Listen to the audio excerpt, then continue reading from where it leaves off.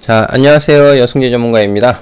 자, 여승재 전문가의 골든타임 매주 월요일 주간 국제금융 주요 이슈 및 전망과 함께 코스피 종합주가지수의 흐름 그리고 또 관심 종목 시세 흐름을 좀 보는 시간이죠.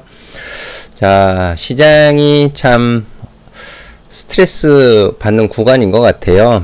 여러가지 불확실성한 요인들이 아직 해소가 되고 있지 않기 때문에 좀 어려운 증시 상황이 지속되고 있다, 이렇게 말씀드릴 수 있을 것 같은데요.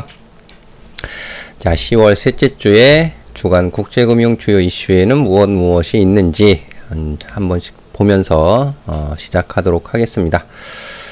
자, 주간 국제금융 주요 이슈 및 전망해서 보시면은요, 이 C 바이러스, 코땡땡이죠. 이 부분에 대해서는 뭐 가급적 언급을 좀 드리고 싶지 않은 내용이기는 하지만은 그래도 또 이 주요 국가들, 특히 유로존 국가들의 재확산 양상에 따른 제한 조치 국가 증가하는 모습들이 나타나고 있기 때문에 시장의 상승을 저해하고 있다, 그렇게 볼 수 있을 것 같습니다. 몇 가지 사례를 좀 말씀을 드리면, EU 이제 10월 15일에서 16일 사이에 이제 벨기에에서 열린 EU 정상회의에서 일부 정상들이 참석하지 못하는 사태가 또 나타나기도 했었고, 11월 독일에서 개최 예정인 다음 회의도 취소가 되어 버렸어요. 그리고 독일에서 이제 코로나 코땡땡 감염률이 매우 심각한 단계에 진입했다, 이런 부분에 따라서 국민들에게 가능하면 계속 집에 머물 것을 촉구하고 있는 상황이 되겠고요. 뭐 이탈리아, 스위스, 영국 등등 해가지고 좀 제한 조치가 좀 강화되는 국가들이 좀 증가되고 있다라는 부분이 시장을 좀 상승을 저해시키고 있다, 그렇게 볼 수 있겠습니다. 오늘 발표된 중국의 이제 실물 경제 지표, 물론 이제 GDP 같은 경우에는 예상치를 소폭 밑도는 결과를 발표를 했지만, 산업 생산과 소매 매출, 이런 부분은 증가를 하는 모습을 보였어요. 그래서 좀 긍정적으로 볼 수는 있겠지만, 반면 이 유로존 같은 경우에는 방금 앞서서 말씀드렸던 대로 재확산 양상에 따른 제한 조치 국가 증가되고 있기 때문에 이번 유로존 10월 제조업, 서비스업 지수는 좀 둔화 가능성이 높아졌다, 그렇게 볼 수가 있을 것 같습니다. 그래서 이런 부분들이 투자 심리를 냉각시키고 있다, 그렇게 표현을 할 수 있을 것 같고요. 그리고 지속적으로 말씀드리는 거지만 이 미 대선에 따른 불확실성, 요번에 2차는 이제 취소가 되었었는데 마지막 토론 실시가 예정이 되어져 있죠. 여기에서 이제 트럼프 대통령이 1차 토론 이후 벌어진 지지율 격차를 줄일 수 있을지, 이런 부분에 좀 주목이 되고, 또 어떤 언급을 하는지, 이런 부분들은 이제 시장 영향이 있을 수 있겠고요. 여기 이제 더불어서 이제 펠로시 하원 의장이 뭐 48시간 이런 시간을 제시를 하면서 이제 추가 경기 부양 정책, 이런 부분에 따른 언급도 있었는데, 이게 만약에 되지 않는다면 시장의 변동성을 또 확 키우는 확대 가능성도 있잖아요. 그래서 좀 관망하시면서 좀 경계 심리를 아예 배제를 할 수는 없다, 그 정도 의견을 드릴 수 있을 것 같습니다. 그리고 이제 패드 연준의 베이지북 발표도 예정이 되어져 있고, 주요 기업 실적 발표도 계속 주목해서 보셔야 되는데, 주요 기업 실적 발표에서는 이번 주 그 텍사스 인스트루먼트 실적 발표가 이제 바로 다가왔어요. 이제 현지 시각으로 20일 발표 예정인데요. 그럼 한국 시간으로는 21일입니다. 21일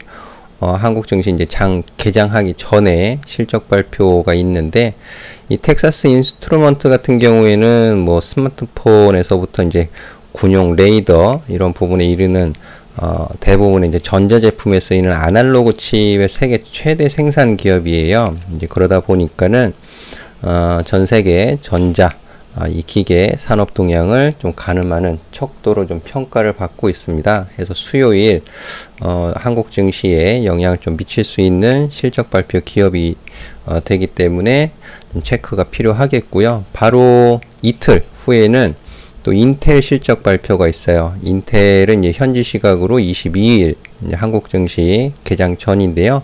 그럼 한국 증시로는 시각으로는 이제 23일 금요일이 되겠죠. 이제 금요일 또 한국 증시에 영향을 줄 수 있는 인텔 실적 발표도 있다. 이 정도 말씀을 좀 드릴 수 있을 것 같습니다. 그래서 지금 시장은 제가 이제 계속 박스권에 갇혀 있는 횡보하는 시장 상황입니다. 라는 의견을 드리고 있는데요. 코스피 종합주가지수 차트를 보면서 좀 설명을 이어가 보도록 할게요. 코스피 종합주가지수 차트 보시면 일간 흐름에서 상승 추세가 일단락이 된 이후에 반등을 주었지만 고점 부근에서 고점을 높이지 못하고 재차 좀 조정을 받는 모습이 전개가 되고 있다. 결국 9월 말에서 10월로 넘어가는 요 갭자리까지 좀 밀려 내려오는 모습을 지난주 금요일에 제공을 하면서 투자자들을 좀 어렵게 만드는 시장 분위기가 지속이 되어지고 있는데요. 주간 흐름으로는 박스권의 횡보 흐름입니다. 라는 설명을 드리고 있죠. 이렇게. 그리고 9월의 마지막 주는 거래일이 2거래일 뿐이 되지 않았기 때문에 이 양봉보다는 9월 셋째 주에 이 음봉의 시가자리 지지 여부가 좀 더 중요하겠습니다. 라는 부분이 되겠어요. 그래서 지금 시장을 예측하기는 굉장히 어려운 상황이다. 라는 부분을 좀 인지를 해주시면 좋을 것 같고요. 어떠한 또 생각지 못한 그런 변수로 인해서 이렇게 밀릴 가능성도 어느 정도는 인지를 하고 보시는 것이 좋겠다. 하지만 이 9월 달에도 말씀을 드렸었지만 2300포인트 부근서부터 2250포인트에서는 또 다른 기회가 제공될 수 있기 때문에 이 당시에도 마찬가지였잖아요. 이 당시에도 기회가 제공이 되었고 짧은 상승 구간 이런 부분들 이렇게 이런 부분도 좀 활용을 하실 준비는 하고 계셔야 되는 것이 맞지 않겠느냐라는 의견을 드려볼 수 있을 것 같습니다. 그래서 개별 종목으로 보시면 무엇보다도 수급을 좀 중요하게 보실 시장 상황인 것 같아요. 제가 수급 중심 추세 추종 전문가라고 이제 소개를 해드리고 있잖아요. 그리고 제가 이제 유튜브 영상을 좀 하시면서 꾸준히 보실 것을 좀 강조해서 말씀을 드리는데요. 한국 증시의 건전한 조정인가 추세적인 조정인가 이 부분은 이제 9월 22일에 영상을 올려드리면서 이제 관련 이제 몇 종목 말씀드리면서 이제 M 플러스 같은 경우에는 저 고점 9월 셋째 주가 되겠죠. 고점 가격 구간에서는 수익을 좀 챙겨 가시는 편이 좋겠다라는 의견을 드린 바 있었습니다. 그 이후에 이제 M 플러스 무상증자 이런 부분들 또 오늘 2차전지 관련주들 LG화학을 비롯해서 3%에서 뭐 10% 크게는 또 한 14% 정도 하락하는 모습을 좀 보였기 때문에 2차전지 관련주 보유하신 분들은 좀 걱정이 되실 법한데요. M 플러스 같은 경우에는 주간 흐름에서 제가 여기에서는 수익을 좀 챙겨 가시는 편이 좋겠습니다 라는 의견을 드렸어요. 그 이후에 변동성이 좀 확대가 되었습니다. 이렇게 자, 이 가격 구간 지금 이제 무상증자로 인해서 이제 권리락에 따른 가격 변동이 있는데요. 이 가격 17,000원에서 15,000원 가격은 저항을 넘어간 가격이었지만 변동성이 확대가 되면서 그 자리를 이번 주 월요일 이탈시키는 흐름이 전개되었다. 그럼 결과적으로는 9월 셋째 주에 수익을 챙겨가지 못하신 분들 같은 경우 그리고 조정 시에 매수하신 분들 같은 경우에는 지금 썩 좋지 못하단 말이에요. 투자 심리가. 근데 제 기준대로 보면 상승의 흐름을 이어가는 것은 양봉의 시종가를 훼손시키지 않고 특히 양봉의 종가를 지키는 것이 중요하겠습니다. 라는 부분인데 그것이 9월 마지막 주까지는 지속이 되었어요. 하지만 9월 마지막 주는 월요일, 화요일 2거래일이었기 때문에 신뢰도 면에서는 좀 낮다라는 측면에서 본다면 결국 9월 셋째 주에 이 양봉의 종가와 시가가 중요하겠죠. 근데 그 부분을 10월 첫 주 그리고 지난주에 밀어버린 거죠. 결과적으로는 가격적으로. 근데 여기에서 개인 투자자분들이 10월 둘째 주에서는 매수가 아니다라는 부분을 모르셨던 거죠. 모르셨던 것이고 개인 투자자들은 10월 8일서부터 해서 오늘까지 쭉 지속적인 매수를 보여주시고 있고 반면에 외국인과 기관은 매도를 보여주고 있다라는 부분이 되겠는데요. 자, 지금 이 2차전지 관련된 LG화학서부터 시작이 된 또 고점의 논란 이런 부분들도 있는 것 같고 또 현대차의 코나 전기차의 리콜 사태 이런 부분도 영향을 좀 미치고 있는 것으로 보여지는데 일단은 이 15,000 가격을 15,000원이라는 가격을 갭으로 갭 하락으로 밀어버린 상황이기 때문에 15,000원 가격은 단기적인 저항 가격으로 바뀌었다. 이렇게 볼 수가 있을 것 같습니다. 그래서 밑에서 반등을 어느 정도 모색하는 저가 매수에 대한 부분은 기대를 하실 수 있겠지만 여기서 반등 시에 15,000원 가격에서는 저항이 발생될 수 있기 때문에 참고하셔서 대응을 하시면 좋을 것 같고요. 반면 삼성전기 같은 경우에는 지금 시장 대비해서 굉장히 좀 견조한 주가 흐름을 보여주고 있다. 그렇게 평가를 할 수 있을 것 같습니다. 물론 이제 15만원을 넘어가기 위한 극복하는 과정, 저항을 넘어가기 위한 그런 시세 흐름도 좀 지켜볼 필요가 있겠는데요. 삼성전기는 오늘 시장 상황이 썩 좋지 못한 와중에도 외국인 기관의 적극적인 매수가 유입이 되었다라는 부분이 되겠어요. 개인 투자자분들은 일부 차익 실현으로 좀 대응을 하신 것 같은데요. 특히 기관의 강한 수급이 좀 특징적이다라는 부분을 좀 참고하셔서 보시면 좋을 것 같고 물론 연기금이 쭉 지속적으로 매수를 하고 있지만 저는 사실 연기금보다는 금융투자라든지 투신의 좀 수급이 좀 더 강해지기를 기대하고 있습니다.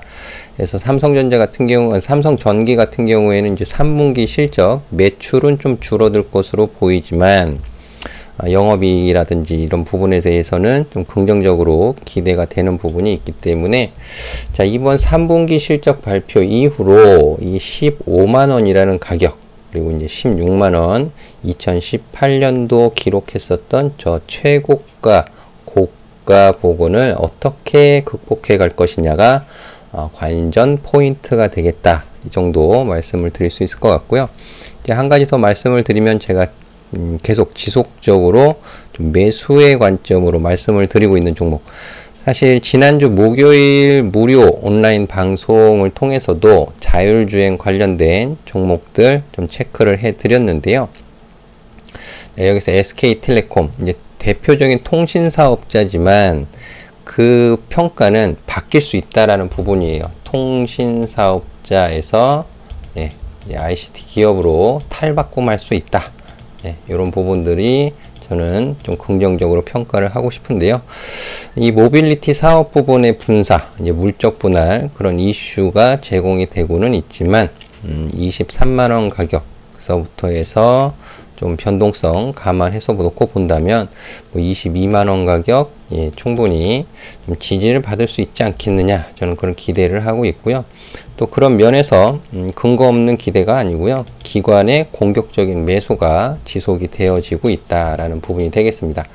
이제 물적 분할, 모빌리티 사업 부분의 물적 분할이라는 이슈가 제공되면서 이제 외국인이 매도로 바뀌어 있는 상황이긴 하지만 매도의 강도는 점차 떨어지고 있다라는 것이 확인이 되실 것 같아요. 14일서부터 오늘까지 4거래일 연속 외국인이 매도를 하고는 있지만 매도의 강도는 약해지고 있다라는 부분. 반면에 기관의 수급은 강해지고 있다라는 것이 좀 특징적이 되겠는데요. 뭐 한 번에 매수를 하는 것이 아니고 분할 매수 관점으로 접근을 하신다면 현 가격 구간에서 충분히 1차 매수 또 시작하셔도 좋지 않나 라는 의견을 드려보도록 하겠습니다. 자, 그리고 제가 내일 그리고 또 틈틈이 중간중간 무료 오픈 채팅방 카톡방에서 수급적으로 좀 눈여겨보실 수 있는 수급 관심주 올려드리도록 할 테니까는요. 제 영상 더보기 보시면 이렇게 무료 카톡방 입장 링크가 있습니다. 카톡방 입장 링크 클릭하시고 들어오시면 내일서부터 해서 외국인 또 기관 수급에 관심 갖고 보실 수 있는 종목 제가 추려서 올려드리도록 할 테니까는요. 입장하셔서 또 좋은 종목 또 보시면 또 좋을 것 같습니다. 자, 항상 성공 투자 응원해 드리도록 하겠고요. 내용이 마음에 드셨다면 좋아요, 구독도 더불어 부탁드리도록 하겠습니다. 저는 다음 이 시간에 다시 찾아뵙도록 하겠습니다. 감사합니다.